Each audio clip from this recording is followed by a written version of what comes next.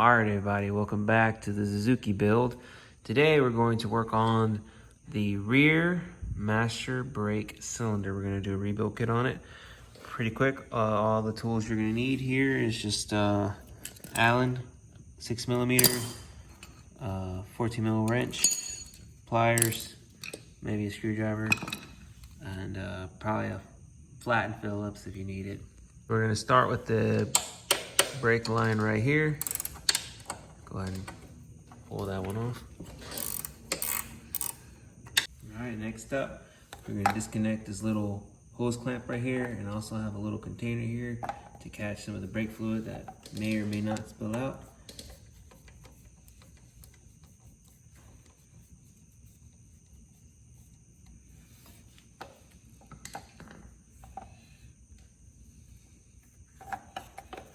There's really not a lot of room, so you kind of just have to hope for the best. Probably gonna spill some, to be honest. Oh yeah, there we go.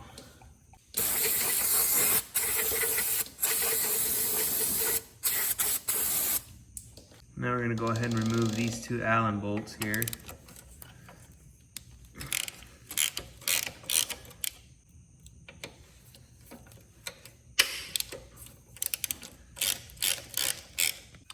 Now down here at the bottom, I'm gonna try to point at it with the screwdriver first. Right down here, there's a cotter pin. You just gotta unfold it and pull it out. I don't know if I'll be able to catch that on camera, to be honest with you. It's in a weird spot, but. All right, we removed that cotter pin down there, and it allows us to remove this whole assembly out of there. You can kind of see the boot on this is actually not doing too well, but made in Japan sticks out. Let's get this over to the table. So we're gonna start this by just taking off this boot and see what we're working with here. Ooh, ew. Is that sand?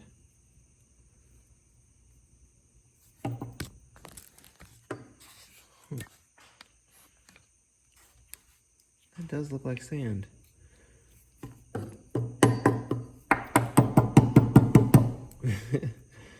Well, that's weird. Okay. I guess we should maybe look into getting a new boot or something, because all right, well, I'm gonna say that looks like sand or some sort of byproduct of brake juice. I don't know. Clean this up a little bit, see what we're working with here.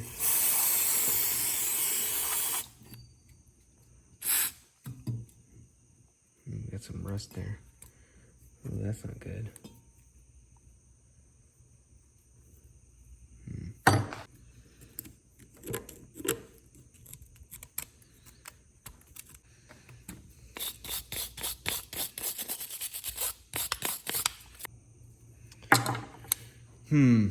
Not too bad, I guess. Just cleans a little up. There's no spring in here anymore. I can't feel any retention or nothing, so I'm wondering how much of the sand actually wore this guy off.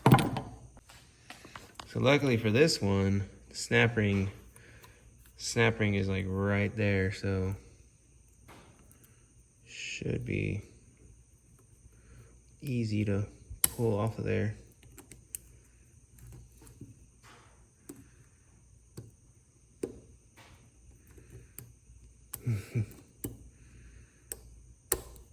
Oh boy.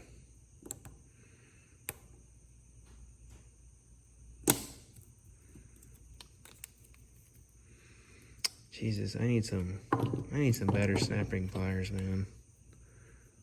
I bought these years ago for like one job, and they were useful to have, but man, I just feel like these aren't that good, because they're like the interchangeable heads, which can have its benefits, but I think I'd rather have snap ring pliers with their own heads instead of having to worry about changing them out. That way I don't have to worry about them trying to fall off or nothing. Because in the past, if I can do a snap ring, I usually do it with like a screwdriver. It seems like, or a pick. Most of the times I can get it out that way.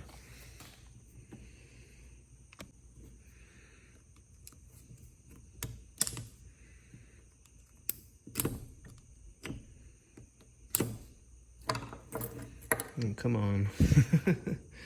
This damn thing.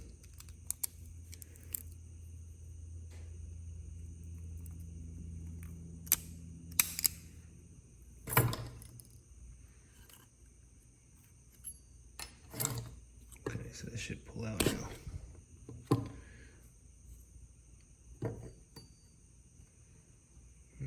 We definitely have to clean this up big time. So here's the innards.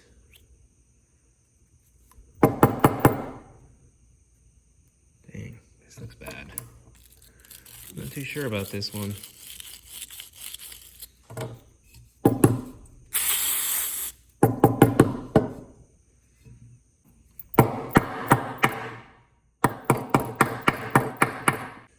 Alright, so we played with it off camera a little bit and cleaned up the inside.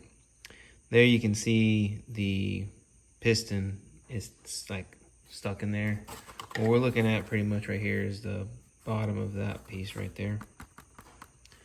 It's just stuck in there. So what we can do is try to force it out. I'm just gonna try using some air first, see if we can't get it out. I'm gonna shove it here. I'm gonna plug this hole with my finger.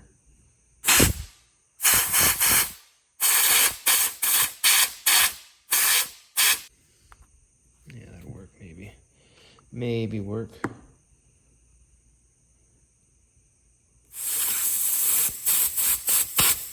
Something. I'm gonna spray this with some of this badass dinosaur blood. Let it soak for a little bit, see if it makes a difference. We'll come back. And so we let that stuff marinate. We're gonna go ahead and just try to clean this up a little bit. Weapon of attack is just a little wire wheel on a drill. All right, that looks a little better. We're gonna clean up this boot too. I still can't get over that. I don't know what that is. I think it is sand. This is weird to find sand on the boot.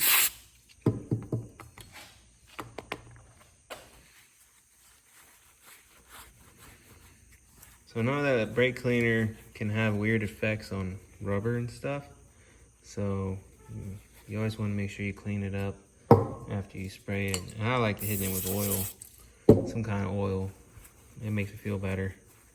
Oil's good for rubber. So I actually let this soak for about a week, and not on purpose. It's just I got busy and got carried away, and I just left it alone, and it did nothing. I tried blowing it out with air again off camera. So I'm going to try something new. Hopefully it works out. If not, I have to buy a new master cylinder. So the way I see it is that piston plunger piece, this thing, is solid. Maybe, I don't know. So I'm going to try to drill it out by putting a tap in there.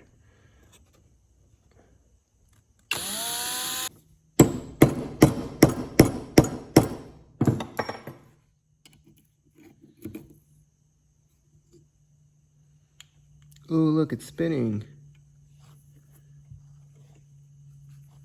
Well, that's more than I've ever got. Oh, it's coming out, look at that. Oh, hey, that actually worked, nice. I am not gonna lie, I did not think that was gonna work. Oh man, oh, that's interesting. It looks like, see, I wasn't really exactly sure of the design of this, but I thought I could get it out by pushing something through the top, but it wasn't like working. So looks like you can totally do that. So if you are struggling with this, maybe that can be an option for you, is pushing something from the top. I was hitting this and I wasn't really sure what all it was hitting, you know, so now I know I just had to be a little harder and you know, do that. So now I get to clean this up and put the new kit on there. That's so awesome. I didn't think this was gonna work. So installation is pretty much the same thing, except backwards, no drilling, right? So we have, looks like we have this guy here. Kind of push that on there.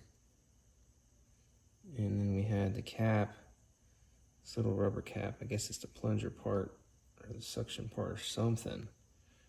I'm guessing it goes like that. No, that can't go right. Yeah, that feels right. Okay. So we'll go like this, cap in, push that in a little bit, right? Yep, that feels right. And after that, we had this little plunger deal here.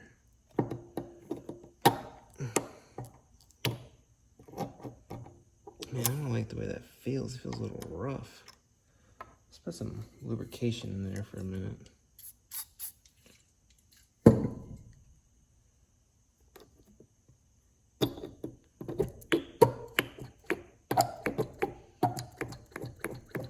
That feels better.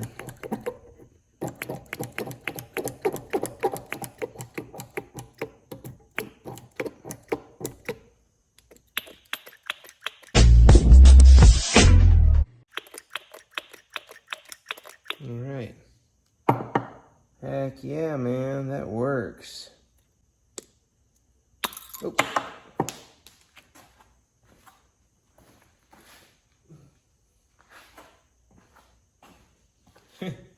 Lost that guy for a second. It is getting a little stuck. I'm a little worried about that. I'm hoping maybe the brake fluid might help it out. All right, so now we're gonna install this pin back into place. It's just as simple as doing that. And then the new kit did not come with a snap ring. I don't know how I feel about that. Snap rings are not all that expensive, but what do you do about that?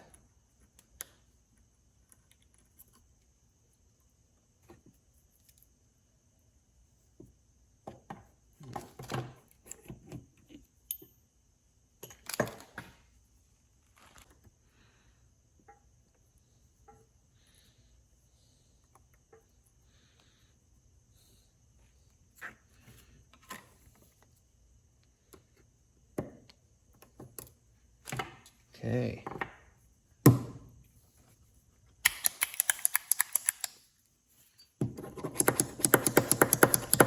Sweet. All right, so all that's left now is to put the boot back on. If it wants to get back on the dang thingamajig.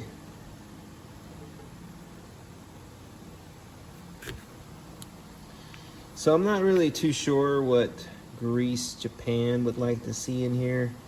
I know that silicone type greases work good for rubber, so I'm just gonna throw in some dielectric grease in there. I think that'll be good. I'm not really sure. Don't quote me on that. If anyone knows in the comments, please let me know. But I think that's where I'm gonna put in here for now.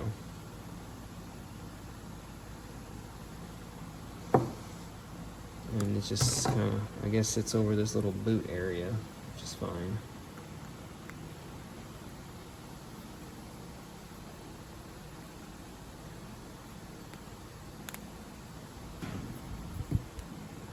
Yeah,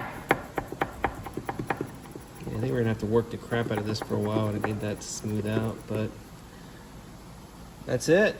That's pretty much it.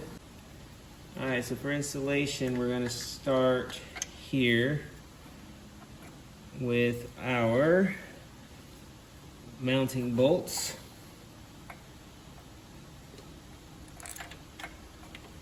Thread those on loosely for now.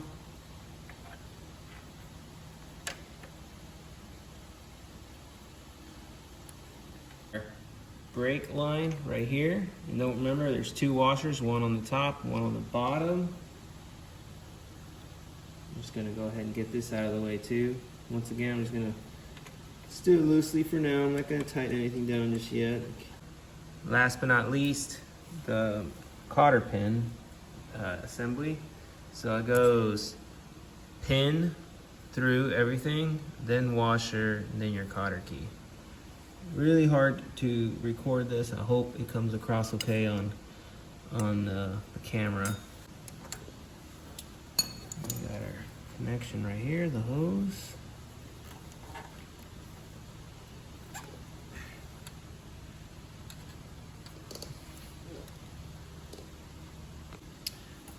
And the hose clamp. Tighten that back down, nice and easy.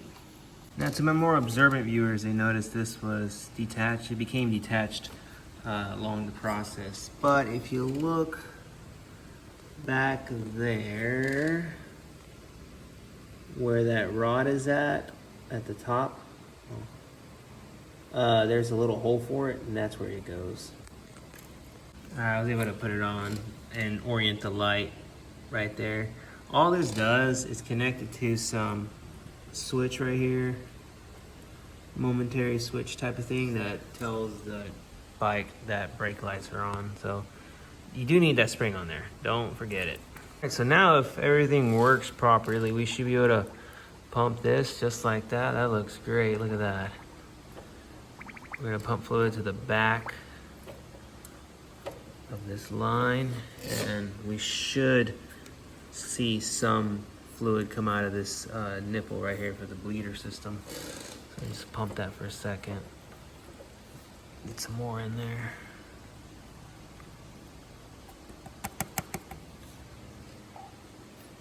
All right, so interestingly enough, no brake fluid was coming out of here, so I cracked the hose right here, and we had fluid coming out for sure. I'm not sure what's going on with that. The calipers might need a rebuild. Not exactly sure what's going on here. That's the problem with old bikes, you know, you just never really know what to expect of them. I had a expectation to rebuild these, but I wanted to kind of go for a ride first and see what was going on with the bike. Bike still spins very well. Looks like my rotors are good. Alright, I will source a caliper kit and rebuild the caliper, I guess. Hopefully we can figure out the one in the rear and maybe figure out the ones in the front too. I haven't really checked those, so thanks for watching. Until next time, peace.